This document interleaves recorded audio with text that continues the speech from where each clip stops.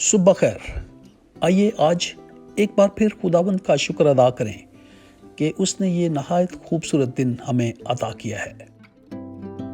आज का ध्यान ज्ञान थाईलैंड से रेवरेंड फादर अनायत बर्नर्ड ने तैयार किया है और जिसे तर्जुमा के साथ पेश कर रहे हैं नाइम हैरी।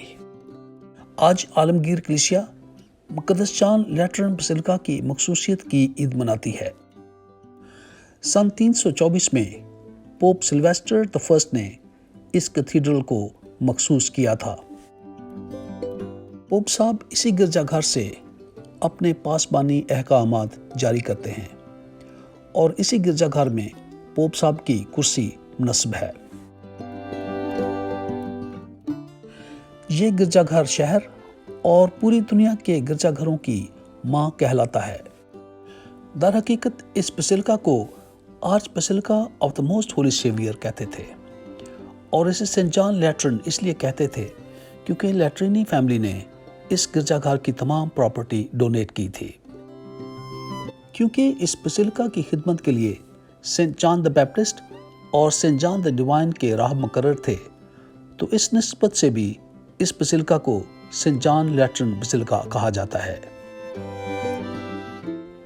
आज की पहली तिलावत हिजकिय्याल नबी की किताब, उसका 47वां बाब, पहली 2 आयत, फिर 8वीं और फिर 9वीं से 12वीं आयत तक। हाँ, यूं ही होगा कि जहां कहीं ये दरिया पहुंचेगा, हर एक चलने फिरने वाला जानदार जिंदा रहेगा और इस पानी के वहां पहुंचने की वजह से मछलियों की बड़ी कसरत हो जाएगी क्योंकि पानी मीठा होगा। आज की इंजील मुकद्दस यूहन्ना के मुताबिक उसका 2 बाब 13वीं से 22वीं आयत तक। और यहूदियों का फसह नज़दीक था और यीशु यरूशलेम को गया और उसने हैकल में बैलों और भेड़ों और कबूतर बेचने वालों को देखा और सराफों को भी जो वहाँ बैठे थे। तब उसने रस्सियों का कोड़ा बनाकर सबको भेड़ों और बैलों समेत हैकल से बाहर निकाल दिया। आज का ध्यान ज्ञान, जियो और जीने दो और अपनी इबादत गाहों की इज्जत करना।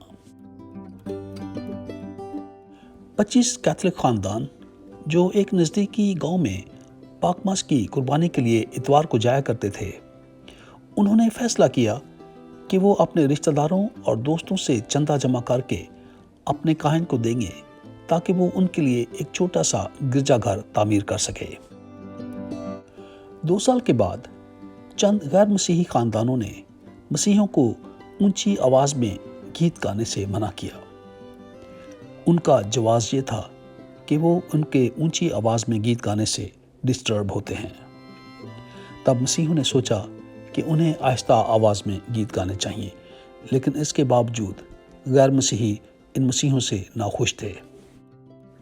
एक दिन जब ये तमाम मसीही खेतों में काम करने गए हुए थे, तो उनके इस छोटे से गिरजाघर को जलाकर तबाह बर्बाद कर दिया गया।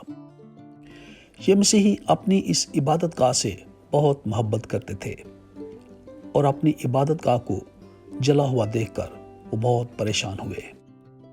वहाँ पर मकामी मसीहों ने उनकी मदद की और सरकार ने भी उन्हें एक नया गिरजाघर तामीर करके दिया।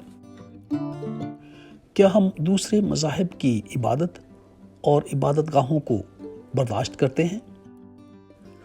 आज पाक मां कलीसिया हमें दावत देती है कि हम दूसरों की इबादतगाहों का एहतराम करें और एक दूसरे को जीने दें। और याद रखिए, खुदा हमें बहुत प्यार करता है और उम्मीद है कल आपसे दोबारा मुलाकात होगी। खुदा हाफिज।